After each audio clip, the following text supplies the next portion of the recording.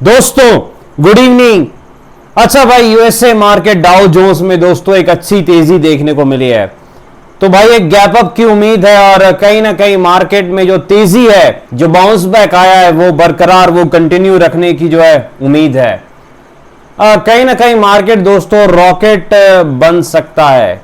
कैसे बनेगा, क्या होगा, डिस्कस करेंगे दोस्तों। निफ्टी, बैंक निफ्टी, स्टॉक्स की एनालिसिस करने का प्रयास करेंगे। स्वागत है आपका आपके अपने चैनल टीके मनी में। मेरा नाम है त्रिभुवन। चले चर्चा की शुरुआत करते हैं। सबसे पहले सबसे इंपॉर्टेंट मार्केट यानी निफ्टी दोस्तों।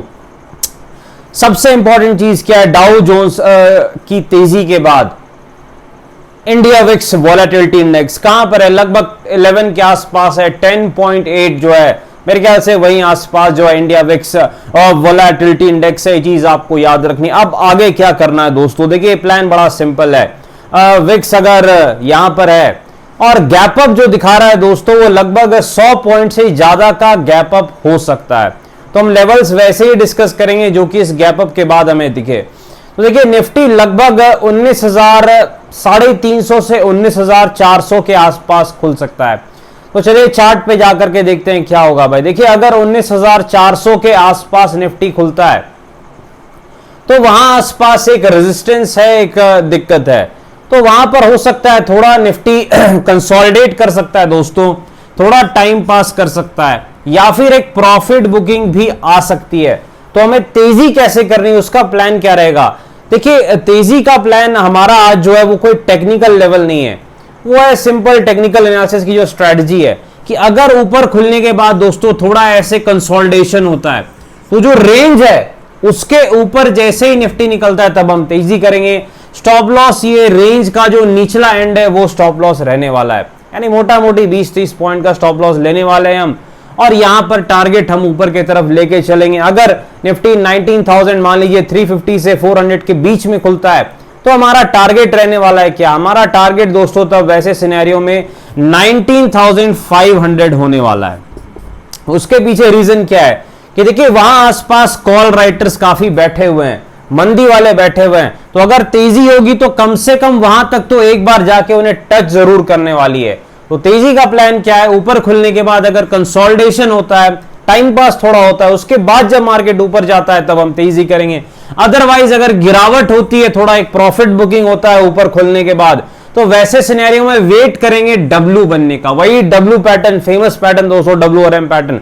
तो डब्ल्यू पैटर्न बनने का वेट करेंगे और यहां पर तेजी करेंगे। ये चीज आपको याद रखनी। या फिर ऊपर खुलने के बाद थोड़ी गिरावट हो और फिर आपका ये जो कैंडल है, हैमर जो है आपका फेमस हैमर कैंडल, हथौड़ा जो है, अगर हैमर कैंडल बनता है तो इसके ऊपर हम तेजी करने वाले हैं। ये चीज आपको याद रखनी है। लेकिन कब करनी है, जब थोड़ा नीचे आ जाए ऊपर खुलने के बाद, और तब या तो डब्ल्यू बने या तो हथौड़ा बने, हैमर बने। तो हैमर के ऊपर हम तेजी करेंगे। स्टॉप लॉस, ये जो टेल के नीचे का एरिया है थोड़ा सा वो स्टॉप लॉस रहने वाला है। तो आज स्ट्रेटजी थोड़ा चेंज है क्योंकि गैप अप बड़ा दिखा रहा है डाउ जोन्स के कारण।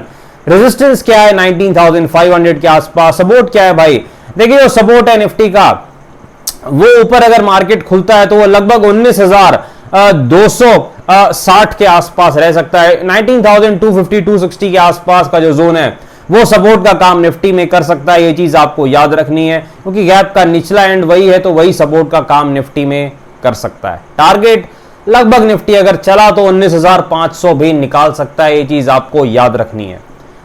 मंदी कब करनी है, देखिए मंदी के लिए जो है जब तक निफ्टी 19,230 के नीचे नहीं जाता है, मेरे ख्याल से मंदी करने में भलाई नहीं है। ये चीज आपको याद रखनी है। या फिर मंदी का एक और सिनेरियो है, ऊपर खुलने के बाद अगर एम पैटर्न बनता है इस प्रकार से, तो यहां पर जैसे ही एम पैटर्न बन रहा होता है, दो स्ट्रेटजी हमने आपको पहले भी हमने डिस्कस की थी। एक तो यहां पर हम मंदी कर सकते हैं, या फिर पूरा पैटर्न कंप्लीट होने के बाद यहां पर भी आप मंदी कर सकते हैं। कैसे क्या करना है वो हमने स्ट्रेटजी वीडियो में डिस्कस किया है, आपको पता है। लेकिन तभी मंदी करनी है जब ऊपर खुलने के बाद एम पैटर्न बन जाए। ये चीज आपको याद रखनी है, अदरवाइज नहीं करना। चलिए यहां पर चलते हैं निफ्टी बैंक के पास दोस्तों। निफ्टी बैंक में भी ऊपर की तरफ शुरुआत हो सकती है, हो सकता है 300-400 पॉइंट ऊपर खुल जाए भाई। तो वैसे सिनेरियो में निफ्टी बैंक का अगला रेजिस्टेंस, अगला लेवल कहां पर है। निफ्टी बैंक अगर ऊपर खुलता है दोस्तों तो फिर ये ट्राई करेगा लगभग 44,000 के आसपास जाने का, 44,000 के आसपास जाने का ट्राई करेगा। ये चीज आपको याद रखनी है। लेकिन निफ्टी बैंक का अगला रेजिस्टेंस कहां पर है 43,800 के आसपास, यानी अगर 300 पॉइंट का गैप अप मिलता है तो 200-300 पॉइंट और जगह है जाने के लिए निफ्टी बैंक में भी। वहां भी सेम इसी टाइप की स्ट्रेटजी आपको फॉलो करनी है निफ्टी की तरह ही, कि ऊपर खुलने के बाद एम बनता है तो पिटाई करनी है, और ऊपर खुलने के बाद अगर कंसोलिडेशन होता है तो कंसोलिडेशन के ऊपर जैसे ही निकलता है तेजी करनी है, या फिर थोड़ी गिरावट के बाद या तो डब्लू बने या फिर हैमर बने, हथौड़ा बने, जो दो सबसे पावरफुल पैटर्न्स होते हैं, ये दो अगर बनता है तो फिर आप तेजी कर सकते हैं। चलिए चलते हैं यहाँ पर स्टॉक्स में। सबसे पहले यस बैंक के पास चलता है। यस बैंक में बड़ी गिरावट चल रही थी लेकिन अब बाउंस बैक आया 16 के सपोर्ट से, जो हमने डिस्कस किया था। अब इसका पहला टारगेट है 17 के आसपास, ये चीज आपको याद रखनी है। चोलामंडलम फाइनेंस में एक फिर से गिरावट देखने को मिल रही है, इसका सपोर्ट कहां पर है 1100 के आसपास, 1100 के आसपास चोलामंडलम फाइनेंस का सपोर्ट है। एमआरएफ बिग बॉय एमआरएफ भाई, एमआरएफ का सपोर्ट कहां पर है 1 लाख के आसपास, एमआरएफ का बड़ा सपोर्ट है। रेजिस्टेंस कहां पर है 1,12,000, 1,12,000 के आसपास। सेल वन वे गिर रहा है भाई, यहां वन वे गिरावट है, पीएसयू स्टॉक्स थोड़ा गिरे। सेल का सपोर्ट कहां पर है 82 के आसपास, सेल का अच्छा सपोर्ट है। अगर 85.5 के ऊपर सेल निकलता है तो अच्छी तेजी दिखा सकता है, 91 तक भी शॉर्ट टर्म में सेल जा सकता है। डिस्क्लेमर आपको पता है दोस्तों, वीडियो एजुकेशनल और इन्फॉर्मेशनल पर्पस के लिए, एक फाइनेंशियल एडवाइजर से बातचीत करके पहले बाजार में काफी जोखिम है, थोड़ा ध्यान से काम करें। धन्यवाद।